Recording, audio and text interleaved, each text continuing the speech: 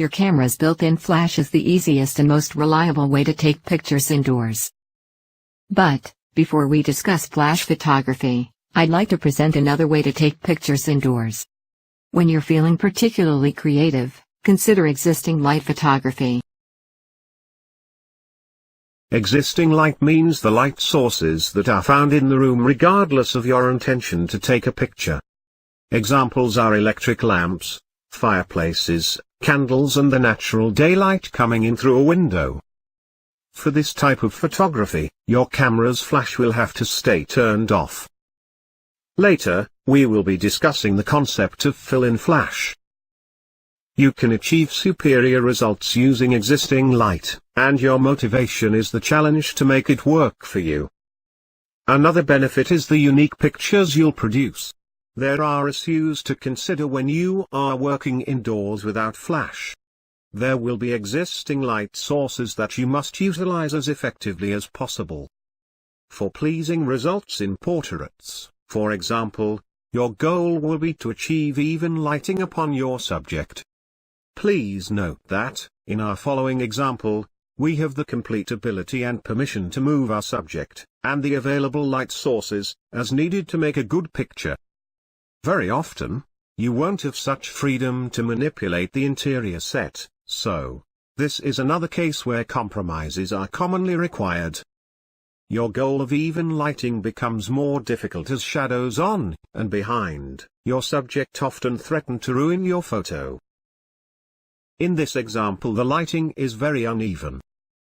Strong sunlight is beaming across our subject from the left, making shadows on her face and on the wall. In this example, we have closed the window blinds to tame the excessive sunlight. But, the lighting is from one lamp and is still uneven and unpleasing. The shadows remain on our subject's face and on the wall. In this example, we have further improved our photo by adding a second light source to the right of our subject. The shadows on the subject's face are gone. The background still needs work. In this example, we have added light to the wall. This light is behind the subject and does not fall on her face. We might decide to settle for this picture.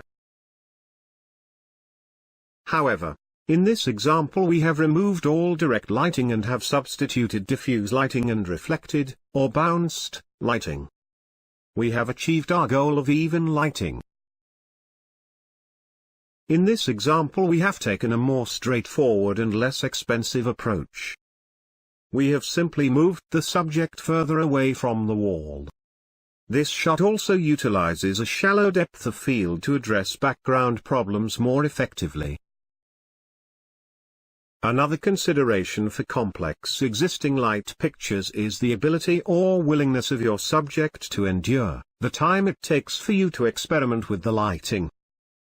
My best advice is for you to make the effort to set up your lighting ahead of time. You could practice on an inanimate object or perhaps a cooperative pet. Otherwise, you may have only an empty chair for your picture. This is my picture of the interior of an old bus terminal. The area is way too large for flash. And, the various lighting sources are actually in conflict in some ways. Anytime you have large amounts of bright sunlight flowing into an area, other light sources will tend to be washed out. That's not the biggest problem with this picture. From my point of view, the big problem is the greenish cast from the many fluorescent light fixtures in the area. Using a fluorescent filter on your lens will help reduce the greenish cast from fluorescent bulbs. However, because not all fluorescent bulbs are the same, this filter will give variable results.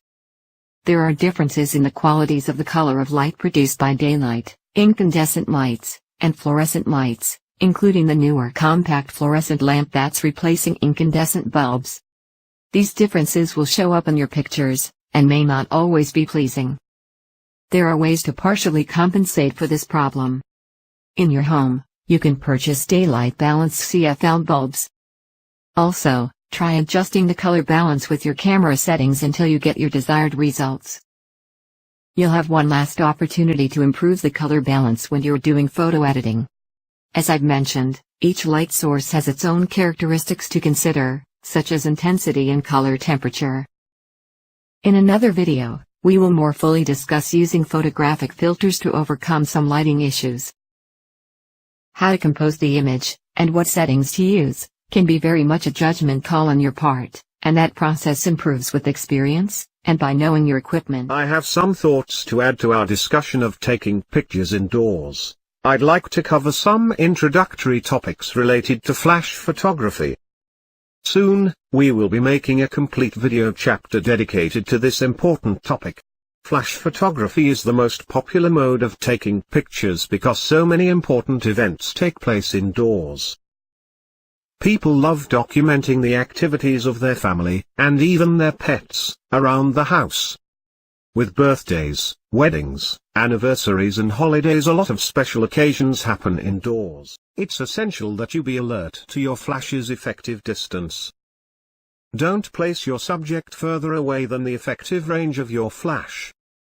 If they are too far away from the flash, they won't be properly illuminated, and your picture will be ruined. The standard flash shot is fairly straightforward. Place the subject well within the range of coverage stated in your flash's manual. Check to see if you have a reasonably uncluttered background that won't detract from your subject. Help your subjects to pose in a way they prefer. And then, take the picture.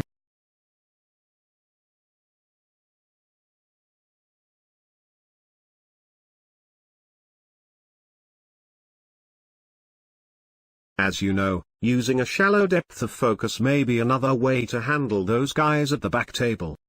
Which reminds me. Taking pictures indoors often involves working in a limited space. A wide-angle lens will provide the effect of backing up, say, 10 additional feet. In a small apartment, a wide-angle lens can help a lot. For example, if you're working in a 35mm format, and your normal lens is 50mm, then a 35mm wide-angle lens should make a significant improvement for taking pictures where space is limited. Just be aware that the people near the edges of the picture will appear to be wider than they actually are. Another tip I have for taking portraits of one or two people, is to use props.